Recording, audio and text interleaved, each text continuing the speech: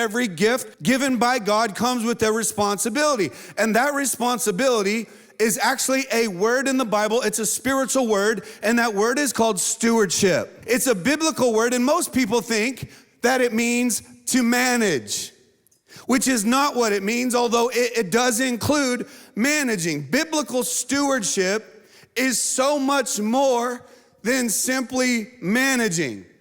It's managing, but with a holy reverence.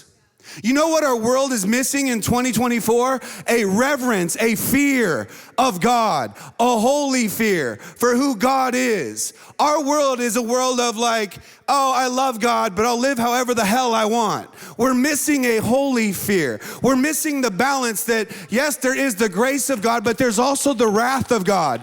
There is the grace of God, but there's also the punishment of God. And that is true in church as well.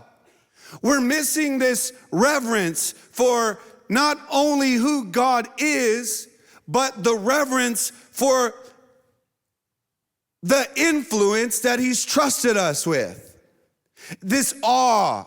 Do you ever stand in awe of God?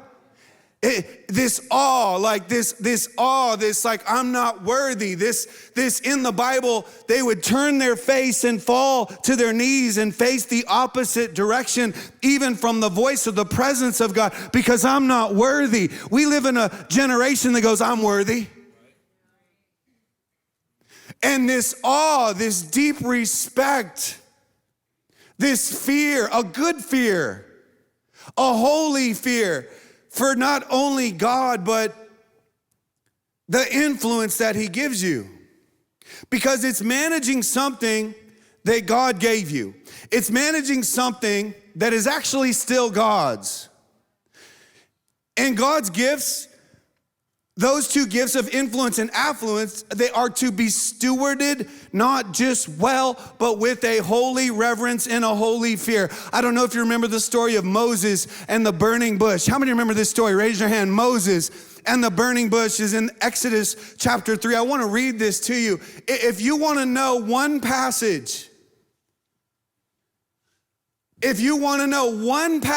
the entire Bible that speaks to me the loudest, it's this one. There's a lot of passages in the Bible. This one is the one that speaks the loudest to Travis Hearn personally. It says this in Exodus chapter 3. There the angel of the Lord appeared to him in flames of fire from within a bush. Moses saw that the bush was on fire and it did not burn up. So Moses thought, I'll go over and see this strange sight and why the bush does not burn up. Verse 4, when the Lord saw that he had gone over to look, God called to him from within the bush, Moses, Moses. And Moses said, here I am. Do not come any closer, God said. Take off your sandals, for the place where you are standing is what? What's it say? Holy ground. What's it say? Come on, everybody say it. What's it say? Holy ground. See, that's what I'm saying, the flippancy. The flippancy is, oh, it's a bush. Oh, it's just God. He's talking to me. But like, it's just like we're homies. Like, Jesus is my homeboy t-shirt. Jesus is not your homeboy.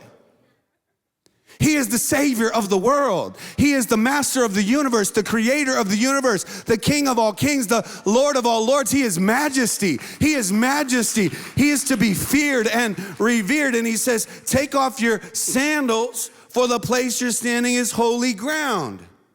Then he said, I am the God of your father, the God of Abraham, the God of Isaac, and the God of Jacob. At this, Moses, what do the next three words say? Hid his face because he was afraid to look at God. I love this. I don't know if I mentioned that, but I love this because the sentiment of this entire passage is a passage on a sentiment of reverence. The fire of God, the voice of God, a holy fear. Moses, do not come any closer. Yo, whoa, whoa, whoa. Don't come any closer. Take off your sandals, for the place you're standing is holy ground. He hid his face. Then watch this. Verse 7, watch this. The Lord said, I have indeed seen the misery of my people in Egypt, and I've heard them crying out because of their slave drivers, and I'm concerned about their suffering. Verse 9, this is what I want you to catch. And now the cry of the Israelites has reached me, and I have seen the way the Egyptians are oppressing them. See, I love this because it tells me that God sees our pain. It tells me that God sees our bondage. It tells me that God sees our struggle, but that he doesn't just see it, but that he wants to do something about it.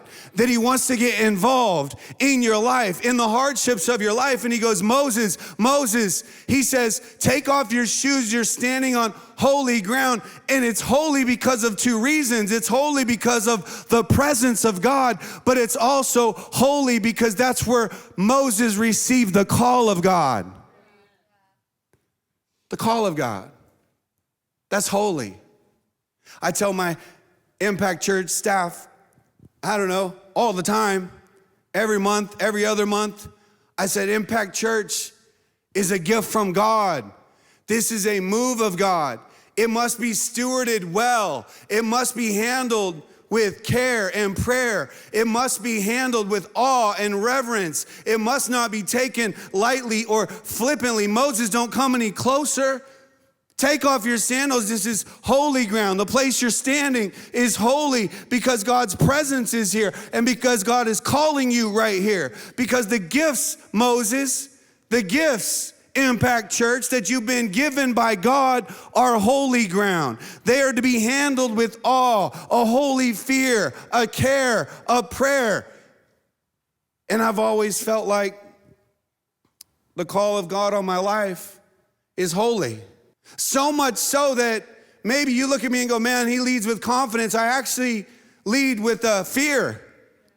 I lead with the fear, God, don't let me mess this up. God, don't let me get in the way of what you're trying to do. God, get me out of the way. I just want to follow you. I don't even want to be the person that's seen. God, this is you. It's you. This is you. This is your church. This is your ministry. I consider my ministry to pro athletes and to the Phoenix Suns. It is holy. It's holy. Impact Church and the call of God on this church is holy. Because with every gift comes a reverence. Are you guys hearing me? A reverence.